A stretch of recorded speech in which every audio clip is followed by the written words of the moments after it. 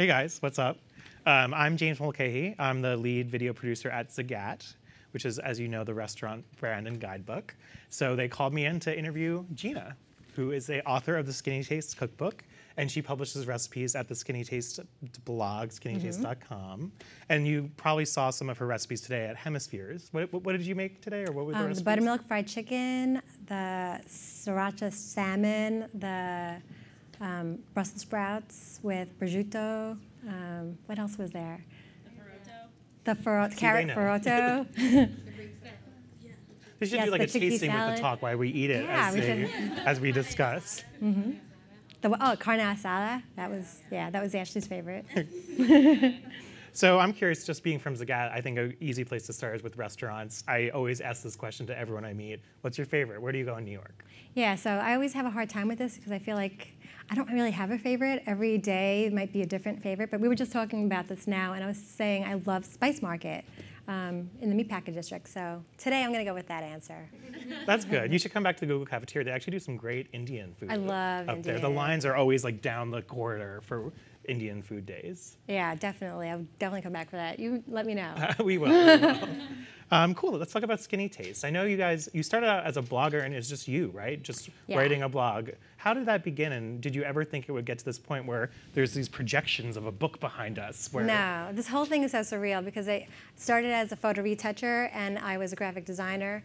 And I started a blog. I was trying to lose weight for my wedding, and I couldn't find anything to make online. I was Googling recipes for Weight Watcher friendly recipes, and everything I found was really processed.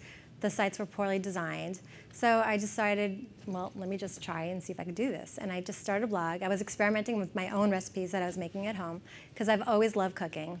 And I started sharing it out on this blog, never realizing that people would try the recipes and comment and start sharing, giving me all this great feedback, and they started losing weight and telling me all, about their weight loss stories, and it just inspired me to keep going. So this whole thing has been a crazy ride. Was there a moment when you were blogging in the very beginning where you said, oh my God, this could be a career for me, this could be a path forward? Like, did you get that one comment that was like the aha moment? So I never really, when I started blogging, I didn't do it to quit my career because I love being a retoucher and I love working in the city and working in a creative space. I think it was January and my traffic spiked. It doubled overnight. And my advertiser that was working with me called me and said, what are you doing? Are you working with a team? What's going on? They were trying to figure out why I'm getting so much traffic.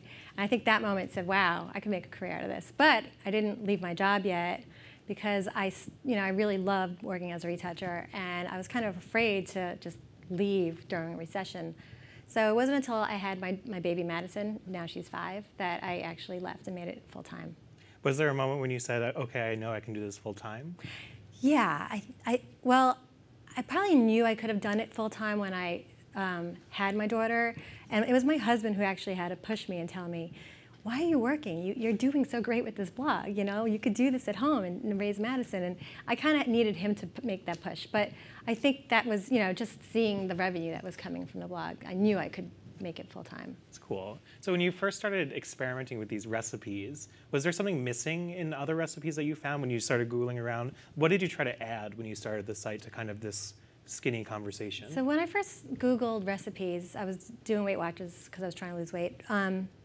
Everything was very processed. So it was take a can of soup, Campbell's soup, and mix it with another ingredient, and that's dinner.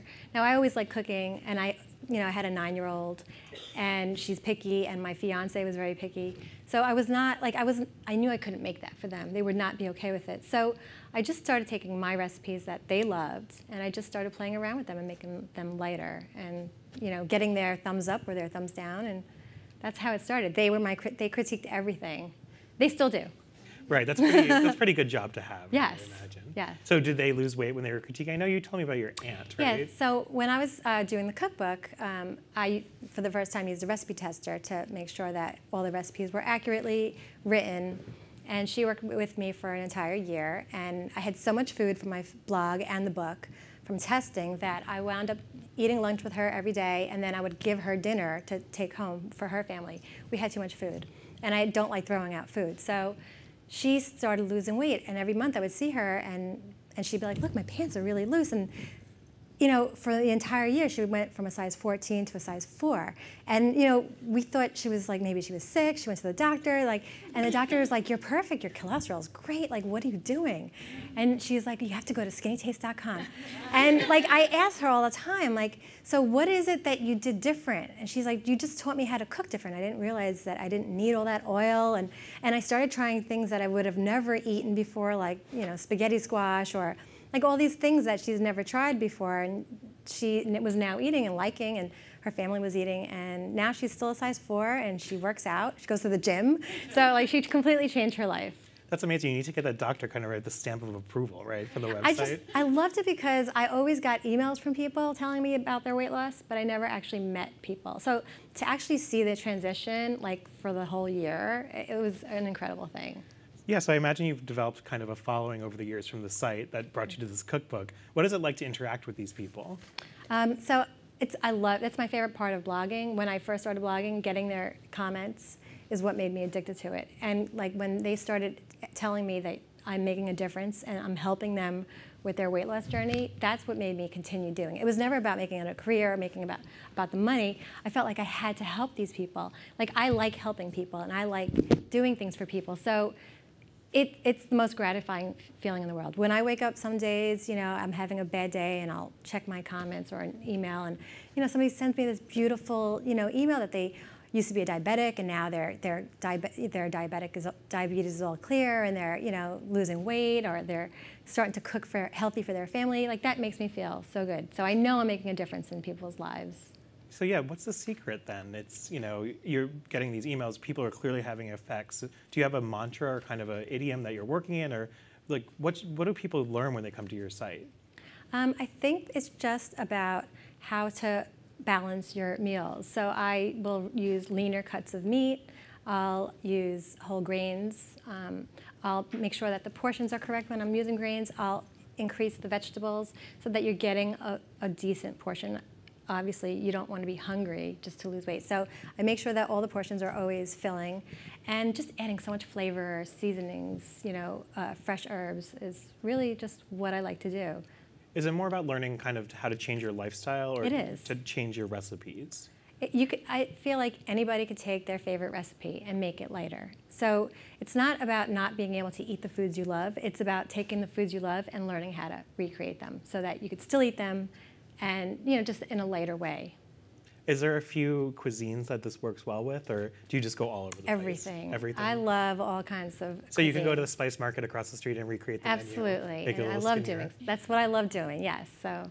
Yeah, that's good. I mean, I'm curious because I think a lot of people, maybe myself included, you know, don't necessarily want to commit to a diet or making all these recipes. Do you have like 3 or 4 like easy tips that you can change right away, like small things that would make a big difference? Yeah, if you drink soda, I would say eliminate that immediately. Even diet? Yes, especially diet because it's all processed, and so eliminating sodas is a first. And I would say, you know, drink lots of water or seltzer. My husband likes seltzer. Eliminating processed foods, eat clean because I don't use fat-free ingredients because they're so processed, and you wind up, I feel like, gaining weight from them, and they're not healthy. So I say eliminating all the, you know, processed junk. And a third would either be exercise. I would say go exercise. You know, I try to exercise 3 to 4 times a week. So just having a balance. Good. I'm glad you didn't say stop drinking beer. No. I like my wine, so I do have my occasional glass of wine. That's good. And what about the cookbook? So how did you jump from blogging to publishing? So I was getting requests from the Skinnytaste fans, and they kept asking me daily, emailing me on Facebook, on Twitter, everywhere possible. So please come out with a cookbook. So I knew I was like, all right, I want to give them the cookbook because I'm a people pleaser and I want to give people what they want. And then I started getting approached by publishers. So I knew, all right, there's a possibility to do this. And then I got an agent and started working with Clarkson Potter. That's awesome. Yeah. Clarkson Potter, they do a lot of good food titles. They do great books. Yeah, so what was that like as opposed to sitting on a computer and publishing a blog post? What was the cookbook process like? Completely different. Because I feel like in the beginning it took me a long time to come up with a recipe. I just felt like it was a book. And it was so important and it had to sit on a shelf. So I really struggled with the first recipe. And then when I realized, wow, for me to meet my deadline, I have to complete 4 weeks. So then I started getting cranky. I was like, okay, I could do this. But it was different also because I was still creating content for my blog. So there was just a lot of coming up with new recipes. But there was just that importance of people are paying for this as opposed to they can get recipes for free on my blog. So that was probably the difference. So it's not just a collection of recipes that people can find online. You have to get the book or take the books on your seats and to get those specific recipes. Right. There's 25 from the blog, 125 that are brand new. So how do you come up with that many recipes? I'm always thinking about food. It doesn't, I'll be at the gym talking to my girlfriend and we're talking about food. Like we're always talking about food. I'm always thinking about it. I'm always thinking of how to make something lighter or, what's a great, swap to make something, different. So I get inspired when I go out to eat. I love going out to eat for that reason. I come up with like really great ideas from a great dish in a great restaurant. Sometimes I get people that send me requests for makeovers, and those are usually some of my most popular recipes. It's like a green bean casserole, but healthy. Yeah. I've done that for the blog. I actually had that over the holidays. Why is anyone eating this anymore? It's like right, exactly. Cream of mushroom soup. Some of my most popular recipes that are actually in the book are makeovers. Yeah. Yeah, that's exciting. Yeah. I mean, I think it must be really hard to just like, do you ever get tired? Do you ever just say, I don't want to make any more recipes? I mean, there are days that I may not feel like cooking. Because I cook every day, but I give myself a break. On the weekends, I'll go out to dinner. It's where I get my inspiration. But I love going out to dinner, and I feel like it's all balanced. Like I eat really good during the week, and I know I'm cooking good, so I allow myself a treat on the weekend. Yeah. So you have that moment, and you're like, I just want a burger. I just want fries. That's allowed. Yeah, I mean, it's usually not what I'm craving, not the fries or the burger. I usually crave more like... We're very different people, clearly. Yeah, I'm probably craving like, a great, I don't know, pasta dish or something. Yeah. Do you have any guilty pleasures? I would say wine. There's nothing to be guilty about there. Is that bad? Wine. You don't stuff your face with Oreos. But no, I don't like Oreos. I don't like sweets, really. So... yeah, no, maybe banana pie, and I haven't had that in a long time. So, I mean, no, I don't really, the sweets don't really bother me. Do you feel like your palate has changed kind of going through this process from when you first started, what you thought tasted good to today? I feel like that happens all the time, but I grew up with parents that cooked everything from scratch, and they are both, one is from South America and one's Czech. So I grew up with a lot of diverse cuisines, and I've always liked trying new things. So I have a diverse palate. I enjoy trying all different kinds of foods. And when you start, maybe you thought you liked sweets more, and now you just want the kale? Or, because I notice eating out a lot that I only can eat restaurant food now because I eat it all the time, that's not a good thing, but. Right.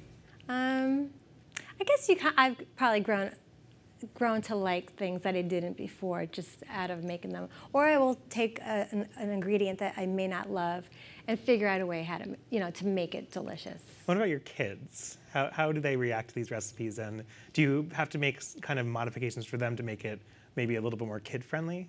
I never cook separate meals for my kids and myself. Like my daughter Madison, who's 5, loves Brussels sprouts, raw, shaved, a salad. She makes her own salad, and she asks me, like when I'm in the supermarket and I call my husband, do we need anything? She's like, make sure you buy Brussels sprouts, which is the strangest thing. Because I feel like she grew up with me cooking and chopping, and she was, tasting all my raw, like all my vegetables when it was in the raw state.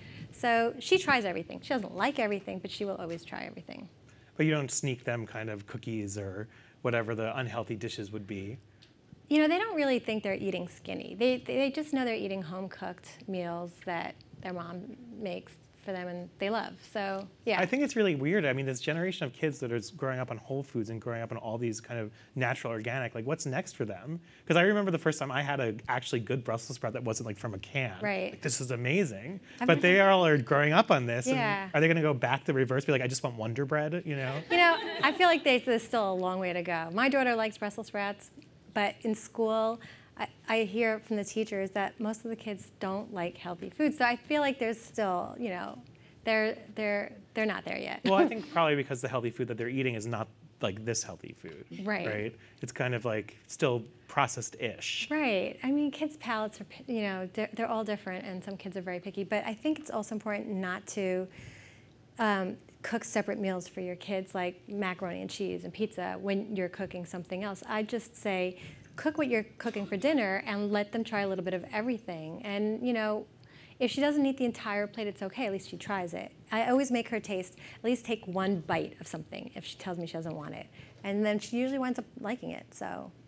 Yeah, I think they would really like the Google cafeteria as well. There's always lots of it. cauliflowers everywhere. She would go crazy in the raw bar, I think. She likes raw vegetables. So what do you hope people will get out of your cookbook? Is it a resource to like the joy of cooking that you use every day? Is it kind of a starter to a diet when you start? I'm gonna go buy that and try to do this. I hope I could inspire people to start cooking a little healthier, just to give them a little hope. Like if they're trying to lose weight, they don't feel like they have to eat cardboard, that they could, make a meal for their entire family and everyone will enjoy it. Or even for like people that don't know how to cook, like it hopefully will show people that it's not hard. It's really simple, and I think my recipes are all really easy to follow. I use ingredients that you can find in a local supermarket. So it's just, if I can just inspire somebody, then I did my job. Do you think you're a chef? I don't call myself a chef. I'm a home cook. What's the difference there? I feel like a chef has culinary training. And I don't know all those fancy techniques. I think that's why maybe I'm relatable, because I'm making a quick dinner under 30 minutes that my family my husband likes, my daughter likes. That's my goal. I don't know how to cook for a restaurant. I can't cook for 80. So I think there's a big difference there. Yeah, I think maybe the art is the same, but the kind of execution is much right. different. And I mean, I'm learning as I go. I'm always learning, which is really fun. So being a person who goes out to restaurants all the time, you say you get your inspiration from restaurant meals and things like that. Mm-hmm. When I'm looking at the menu at the restaurant, are there certain things I should like kind of avoid and say, I'm going to be a little bit better tonight, and certain things that are, I should go for that? I mean, if you're trying to have a good day, I would say avoid the bread basket probably. Avoid anything fried and have the grilled fish. But when I go out to dinner, I usually order whatever is the special, whatever appeals to me, and maybe I just won't eat the whole thing. I'll take half home or I'll share it. Like, I love trying a new dish so I can get the inspiration to recreate it, or, Yeah, people who I've really talked to and say that they have a really good diet success, it's always portion control seems to be a big Absolutely. part of that. Is that taken into account in your recipes? Yes. All my recipes have the nutritional values and the portion controls all printed in the book. And I measure everything precisely so that people know what their portions are. Yeah, I've tried to trick myself by getting the smaller dish. Yeah. It never works. I just kind of fill it up twice. But that's a myth, at least for me. What about social media? Because I know you started your blog, and that was in 2008? 2007. 2007. So that was like pre-Instagram, pre-Twitter, and pre all of that. How has that changed in what you do, and how has it helped what you do? I think it definitely helped what I do, because most of my traffic comes from social media. I think Google is my #1 source of traffic, and #2 is social media. Yeah, so it's huge. I mean, some people start new blogs and are found on social media. So I think it only helps, not hurts. Instagram I'm addicted to. And you share I like to share what I'm doing on a daily basis, my recipes, but also like my kids, Google, whatever I'm doing, it's just like an extension of my blog. So yay or nay at the restaurant with your phone, on the dish, on the table. Yay. That's allowed? I do that, absolutely. I definitely do that. I'm the guy who has one phone here and a phone with a flashlight there to get it right. I don't think I'd go to a restaurant that didn't let me take pictures, so, yeah. Do you think if you started your blog today, in this more digital age where everyone's a little bit more dialed in, everyone is updating Instagram all the time, do you think you would have found the same path to success? I think it's a lot harder for people that are starting blogs today. There's just so many. There are millions of blogs out there. You really have to do something that sets yourself apart, whether it's your photography or a different type of niche. But it's definitely more challenging today. Yeah, I think it's a lot more saturated. If you're going to give advice to someone who's thinking about wanting to start a blog and wanting to write about food or get on social media and be a food person, what advice would you give them? I would say just be authentic, be yourself, don't try to copy somebody else's idea and try to do what they're doing. Everybody's unique, and you have something unique to bring. So I would say focus on what's different about yourself, and also really learn how to use a camera, because the photography is the most important part of being found and you know, on social media, or even somebody trying a recipe. If it looks good, they'll make it. Especially food is such a visual thing. It really People want to is. see They eat with their what's in eyes. front of them, for Yeah. sure. I think just being a blogger myself, I think the advice I would give is don't get bummed if it doesn't take off right away. Oh, yeah. This took a long time for you to get to this point. Yeah, if I would have done this to actually make a career out of it, I would have given up, because I wasn't getting much traffic. I was happy when I got 50 followers, you know, a month, or, you know, I was happy, but I just did it because I found it, you know, enjoyable. I liked getting comments from people, and people were trying my recipes and giving me feedback. So I did it because I really thought I was addicted to it. It wasn't really about the income. But now you have to create content all the time, right? All the time. Does it become swim or die when you get to this level? I mean, there are weeks that I make things, or should I say, I could have a week that nothing turns out right. And I'm like, what am I going to post? This is terrible. You know, like, they don't always come out great the first time. I usually have to experiment, especially when I'm baking and I'm swapping butter for avocados, you know, crazy things I do. Yeah, they don't always work. So what was the question? No, you know, social media. Yeah. So, yeah, I don't remember. I'm curious what you do now to the recipes that don't work now. You should I publish. throw them in the garbage. No, you should have like a kind of like a Tumblr account that have those bad recipes. Well, the other day I actually Instagrammed a soup that came out awful, and I was just so mad because I spent like hours on it. And I Instagrammed and I'm like, this was a fail. And people were like, oh, so thank you for letting us know that happens to you too. But then people kept asking me for the recipe. I'm like, but it's bad. I'm telling you, you don't want the recipe. Or, you know, sometimes I'll be at my brother's house and he makes, you know, a dish that's not light. And they're like, can you give us the recipe anyway? So I'm like, I don't know where I'm going to do that. So you do all this cooking in your home kitchen? I do. And how is it a nice kitchen? No. I have my little apartment kitchens like this big. There's nothing nice about it. No, I never take pictures of my kitchen. I never redid the kitchen from when I first moved in, and it was always my goal. And then when I started blogging, I couldn't, because then I'd have no kitchen.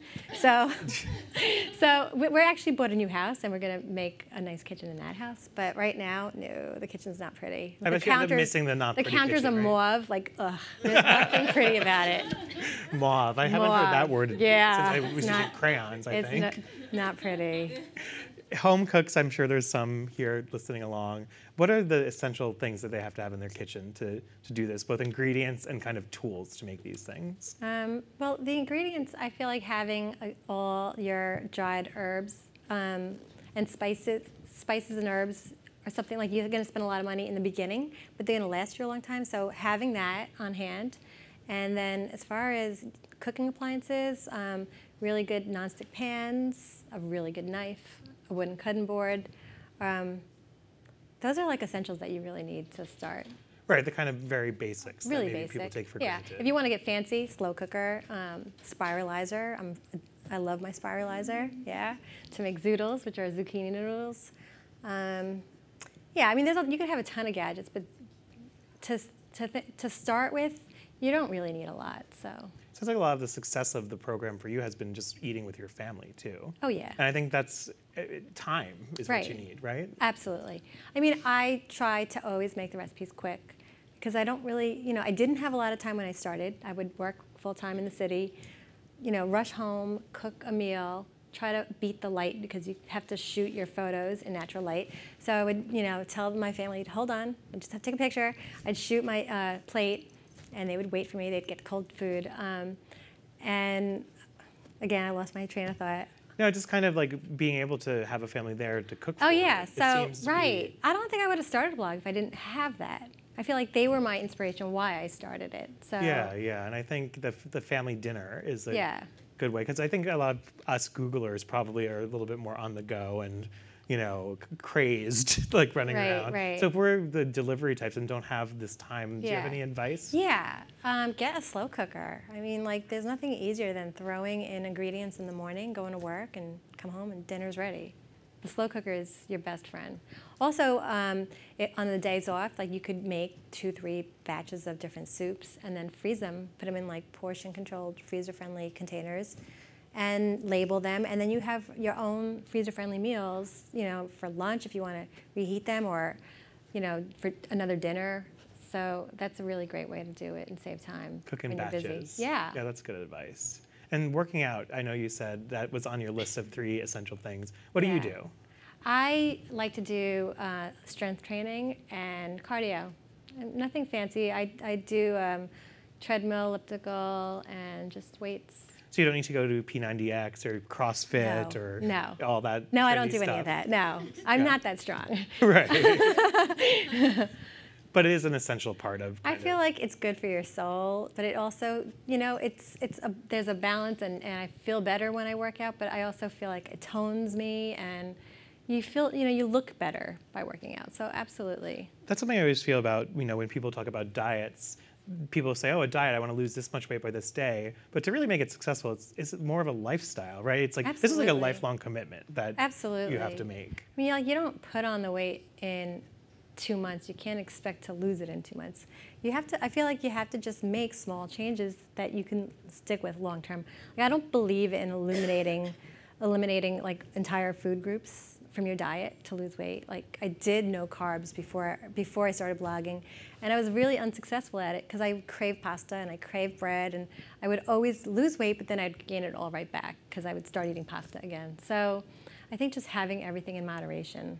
Yeah, even moderation. Yes, moderation is key. Well, it's funny you mentioned no carbs, so I wanted to ask you about a few of the diet crazes that are kind of out there these days. So you said no carbs, you just want pasta too much. Right. I mean, I'll do low carb. Yeah, I'll do low carb, but I'll still have my pasta days, so yeah. Right, so you're able to cheat a little bit. I just kind of balance, If I have like a low carb day, I'll have a pasta for dinner that night, so. All right, have you heard about this bone broth that people are doing? No. Have you guys heard about this? It's, these chefs in New York are now basically making kind of pots of broth that they would usually make soup with, but they're just serving the broth as in a coffee cup.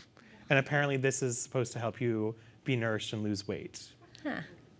I don't know. I feel like there's no solid foods involved. It's just I guess so. A liquid diet. I don't think I could do that. Yeah, you get detox. Is it like a you could like shave long-term turmeric thing? over it. Okay. No, people are just replacing their like morning or afternoon coffee with bone broth. Okay. I guess. Kind of like having It's very soup. trendy. It's zagat.com, everyone. Okay. Yeah. Well, juicing. It's like a savory type of juice, right? Yeah. Yeah. Bone juice. Hot savory juice. Maybe a cookbook coming December 2015, all about. See, they know about bone broth. Yeah. See, they know. So bone broth, maybe it's very new. What about juice cleanses? Every time I always have a friend who's trying to start to lose weight, juice cleanse. They're like, oh, I'm on 7-day cleanse. I'm like, 7 days? You know, are you mad? I personally don't do cleanses. I get stomach aches when I drink too much juice, so it doesn't work for me. I don't do cleanses. I just, if I feel like I put on weight, I'll just, get back on track and portion control and, go to the gym and lose it again. So you have your moments. I do. I mean, I had 2 children. You have your moments. You go on vacation, you eat too much that week, or, I always have those moments. It's why I started, the blog. So, yeah. I mean, as you get older, your metabolism slows down, and so yes, absolutely. I have so don't get discouraged if you fall off a little bit. Oh no. I mean, I don't beat myself up. I just say, all right, today I'm starting all over again. Today's day 1. I'm not going to think about yesterday. Okay, butter coffee. Have you heard of this? No. Have you guys heard of butter coffee? I personally think it's nuts. What is it? It's basically coffee with butter in it, right? And you drink it in the morning, and you're supposed to just have that, and then you go to dinner. Like, it gets you through the day because it gives you this illusion of fullness. Wow. So, I don't know. I don't think that'd be good for my cholesterol. So. I guess not. I think people coffee. it's kind of like a crash diet thing right now. Okay. You Google it. You'll find it. It's okay. pretty nuts. Yeah, I'm not familiar. Is there a book coming out? No, it's probably Bulletproof. Bulletproof. Yeah, they serve it. I actually have seen it served at the gym. Like, they have a butter coffee, like at their little juice bar. I'm like, this can't be right. Strange. Like, it's weird. Let's see, how are we doing on time? I think we're doing pretty well. So what's next for you? Is it, you've done the blog, you've done the book, TV? Are you going to be the next Rachel Ray? Or are you going to do some web series? Or where do you see this going? I never really saw, like 7 years ago, I didn't know that I was going to have a book deal or make this a career. So you just don't know the future. Like, I can't even predict what's going to happen 7 years from now. But right now, there's nothing, in the works for TV or video. Perhaps when I have my new kitchen, I want to try to start doing some more video in my kitchen, and maybe a second book.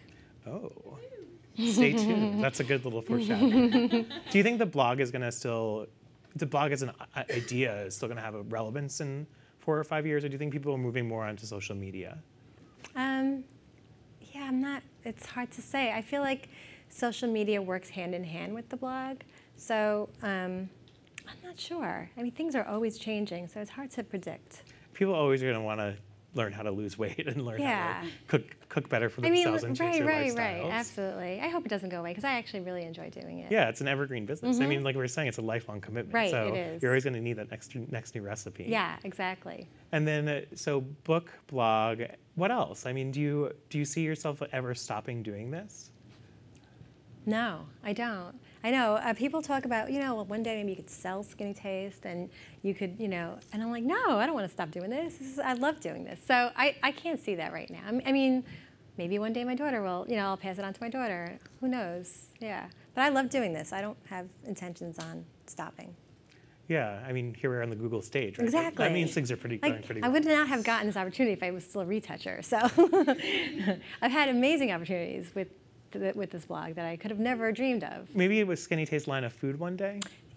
That, you never know. Something like that could be something, selling something, frozen dishes that are mine, or would be fun.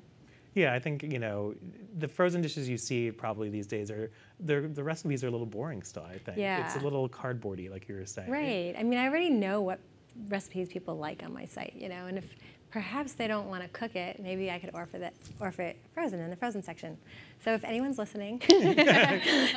Now that you've kind of developed a following and you have this book, do you get to meet these people in person that are your followers and have really been impacted by this? Yeah. So now that the book came out, I went on a few book signings, and I was able to meet face-to-face a lot of people that, follow me. And it was great because a lot of them brought pictures of their before and after. They lost weight, and they showed me what they look like before, and it's just so great to see them and meet them in person, and how just they're regular people, and they're so grateful. So it's been such a great experience. That's a good segue to just mention that you're going to be signing books in the back after the talk. So if Yay. anyone wants their books to be signed, you can go say hi when we're done here. Perfect. I was curious to say the other craze I didn't ask you about. I think there's a lot of debate around The Biggest Loser and that sort of thing. These kind of binge and purge shows. And do you have any take on that? I don't really watch The Biggest Loser, so I don't. No, I don't really. Yeah. I mean, I know it works for people. It's pretty intense. So I don't know. If it's working for them. Yeah, stick to the butter coffee. Yeah. That's probably a better Exactly. Bet. Cool. I think we're winding down, and we're going to leave some time for questions if anyone has Q&A in the next few minutes. There's a few microphones on each side if anyone wants to chat with Gina. Someone's got to have a question. Here we go. Hi, Gina. Hi. My name is Andrea. Nice to meet you. Nice to meet I you. love your cookbook. I make your Mediterranean quinoa salad once a week. Awesome. So, yeah, it never gets Yay. old. Just had a question for you about sponsored posts. Mm-hmm. I know that you don't do them too frequently, but I'm curious if there's any one product in particular of all the ones you've worked with that you would really recommend getting for someone who's super busy and doesn't have much time. Yeah, I don't do a lot of sponsored posts because I just get a lot of backlash when I do. For some reason, people get really angry at me, and they tell me, in the comments, I can't believe you got paid for this recipe, and I don't know why they get so mad because it's free. The blog is free. Yeah, but I also will only really use a brand that I really love. So I'm working with Harry and David. They have amazing pears. It's easy. I did for the potato board, which it's a potato, so you can't go wrong with that. I don't really, I was working with Almond Breeze. As far as, I'm trying to think who else. Oh, I work with Delalo Pasta. Delalo is amazing. They have the best tasting whole wheat pasta. So if you could get your hands on that, we hate whole wheat pasta in my house. So when I first tried it, my husband's like, this is not whole wheat. And I was like, it is. He's like, they're lying. I'm like, they're not. Look, the ingredients say whole wheat. Like, it's whole wheat. So I would say Delalo whole wheat pasta is amazing. And I'm starting to see it everywhere, so. Thank you. Sure.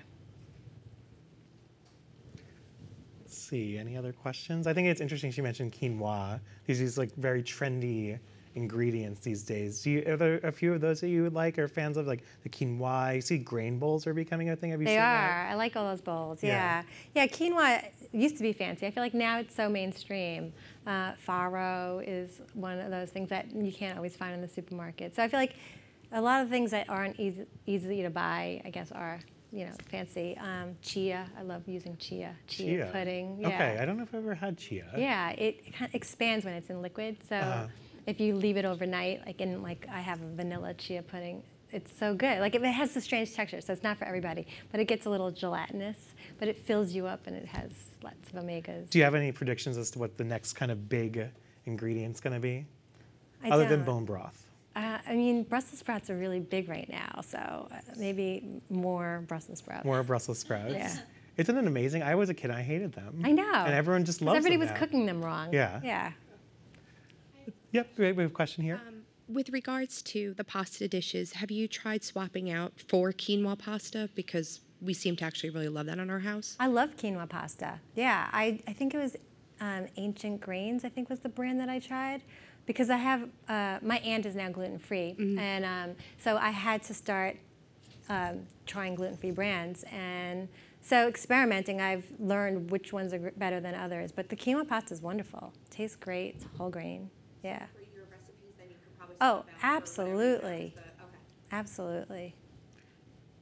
How do you modify your recipes for gluten-free, your gluten-free friends? Yeah, so anything that can be modified, I always tell people how. So if it's made with soy sauce, I'll tell them to use gluten-free tamari.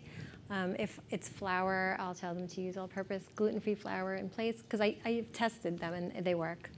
So I usually, in every recipe, even in the book, I always talk about how to make something gluten-free. Do you have a question? So I just bought a zucchini spiralizer yes. the other week, and I love it. But how do you make the zucchini? How do you get all the water out of it? Yeah. Because I found that after sautéing it, it gets a little watery. So Yeah. How do you So work? when I make the zucchini, spiralized zucchini, I just cook it for about 1.5 minutes.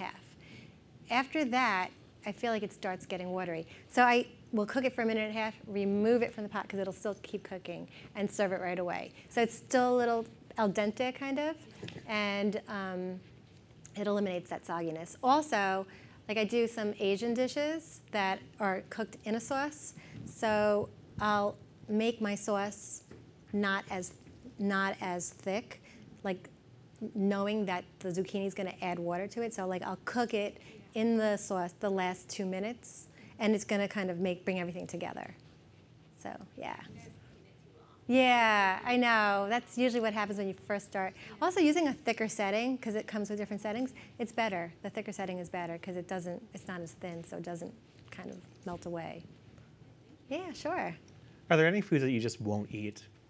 I won't eat kidneys or liver.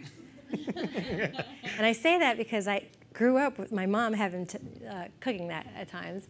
And I don't like lima beans. Lima beans, okay. Maybe yeah. lima beans is going to be the next Brussels sprout, though, and Maybe. make a comeback. I'll have to figure out a way. Yeah. Some kind of lima bean hummus or something. That That's not might too work. bad. Yeah. Let's see, any other questions? I have one, but should I just yell out loud? You can yell. We can hear you. I'll repeat it. I can't get cauliflower crust right for pizza, which is one of my favorite dishes, but if I try to lighten it up, it's just a soggy mess. So I need tips. Yeah, I don't have a cauliflower crust pizza on my site because I think I remember having the same issues. If it requires so much cheese that it's low carb, but it's full of fat. There's so much cheese in it. You're almost having a cheese crust. Just cheese on top of cheese. Exactly. So that's why I never used it because it was when I just not worth did the calories, it was still high. It was just not carbs. Yeah, I felt like it's a lot of cheese. I actually tried it with spaghetti squash and it worked. It was good with spaghetti squash instead of cauliflower. And maybe I have to keep experimenting with that and see if I could perfect that one. Something we noticed at Zagat actually is cauliflower is kind of like the trendy ingredient of the moment right now. great. And a lot of chefs are substituting it for meat and making kind of steaks and using it as a vessel for flavor. Are you a cauliflower fan? Oh yeah, I have buffalo cauliflower that is, instead of chicken, it's cauliflower. It's super popular. People love it. It's amazing how popular cauliflower is.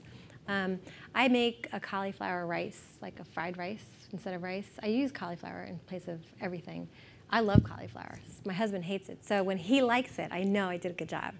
It's very versatile, right? Love you can it. do everything. Yeah, yeah. I have cauliflower steaks in the Target version of the cookbook. They have an exclusive version. Oh, cool. So yeah. Cool. What else? We got one in the back. What is your favorite recipe? In the book or? Or on the blog? That's such a hard question all the time. Depends on the day of the week. My kids love the picadillo. I mean, I make that probably every 2 weeks. I love in the book the zucchini lasagna. It tastes just like lasagna, but it has zucchini instead of pasta. It's really good. That would probably be, or the buttermilk fried chicken. I love fried chicken, so easy. How do you make that healthy? I remove the skin. I soak it overnight in buttermilk, so it has all the flavor, like, you know, with herbs and lemon juice. And then I put like a crispy crust on top, and then just bake it at a really high temperature, and it still tastes like fried chicken. And it's, That's what we got upstairs today, right? Yeah. It's like has all the great flavor just without the skin and without the frying, and without the mess. It's, you know, frying is messy, so baking's easy. I love those recipes that have the quotes around it, like fried chicken. Right. That means I good have for lots me. of I can those. eat this. Yes. Yeah. What else? No more questions?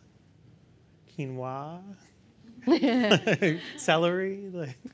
Let's think of a trendy ingredient that people aren't using. I mean, my zucchini noodles are super popular. The zoodles, I call them. Zoodles. Yeah, my husband names everything. When I do spaghetti squash, he called it squashta. And I was like, I love that. So like, he's just really quick-witted. So he comes up with these like one-line names, and I'm like, I'm using that. So yeah, squashta, spaghetti squash. So people can come and see this on your blog. How often do you publish these days? I do about 3 days a week. 3 days a week. Okay. Sometimes so 4. Cookbook is out, but the blog is still up and running. Absolutely. Yeah, I never stopped. Even when I was doing the cookbook, I kept posting new recipes. Fingers are going to fall off from all that typing. Yeah. I think familiar feeling to all of us Googlers. Well, yeah. I mean, I don't really write a lot. It's mostly photo, recipe, and just a small blurb about, you know, my experience making it. Cool. I think I might leave it a little extra time then if no one has any other questions. So you can all say hi to Gina in the back and get your cookbook signed. And definitely, you know, check out her blog, skinnytaste.com, and get some recipes. I'm going to go really eat healthy after this. Good. I'm not going to lie. I'm going to look for the thing Maybe with I quotes around inspired it. one person. I know.